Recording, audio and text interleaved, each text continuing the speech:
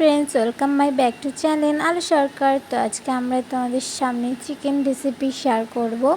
तो एखाने सब मशला बाटा आछे जा जा कि मांसते लागे ताई जिरे बाटा आदा बाटा लंका बाटा रसुन बाटा पेঁয়াজ बाटा एसबই আছে। তারপরে কড়াইটা গরম করে তেলে আলু ছেড়ে দিলাম। তো আলুটা লাল লাল করে ভেজে নেব।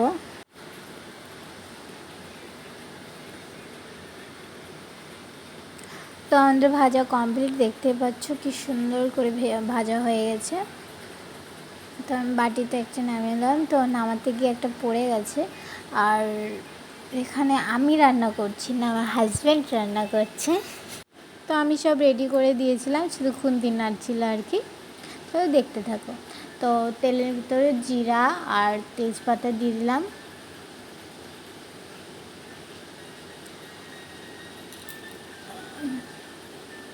তো যেটা ভাজা হয়ে গেল, এর ভিতরে এবার পেঁয়াজ দেব। তো পেঁয়াজটাও লাল লাল করে আর কি ভেজে নেব।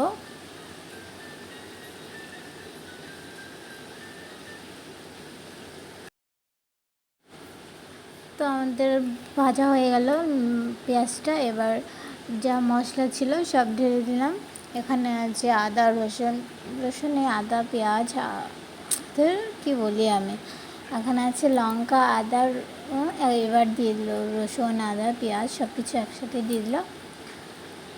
তো ঝাঁকাচ্ছিল, পড়ছিল না, তো আমি ভালো করে পরে ধুয়ে ঢেলে দিয়েছি।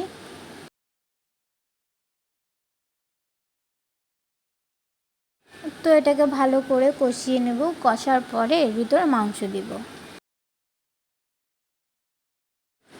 তো আমাদের কষানো শেষ, এখন এর ভিতরে মাংস দিয়ে দেবো।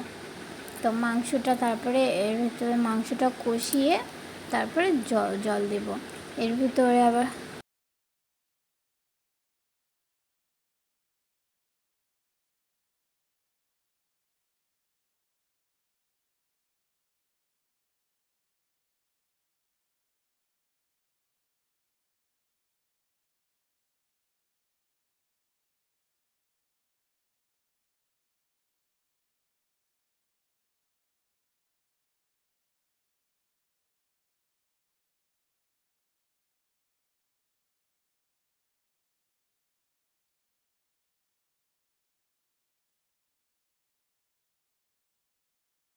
তো আমার হাজব্যান্ডকে আমি বলেছিলাম, দাও দেখো তোমার মুখটা, তুমি ফেমাস হয়ে যাওয়া।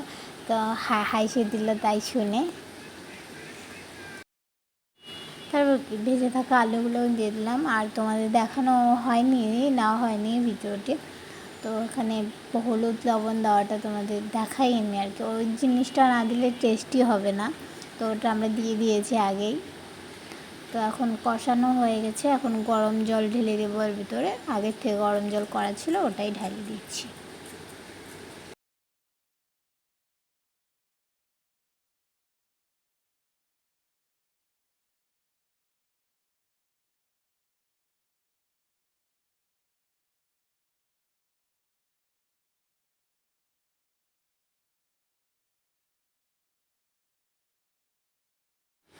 দেখতেই পাচ্ছ আমাদের প্রায় কমপ্লিট। এখন আমরা গরম মশলা দিয়ে আর কি নামিয়ে দেব।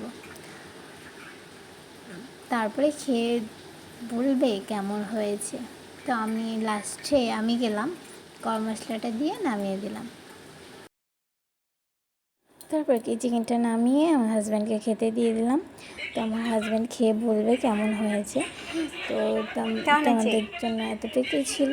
তো বাই বাই। দেখো ইশারায় কেমন করছে।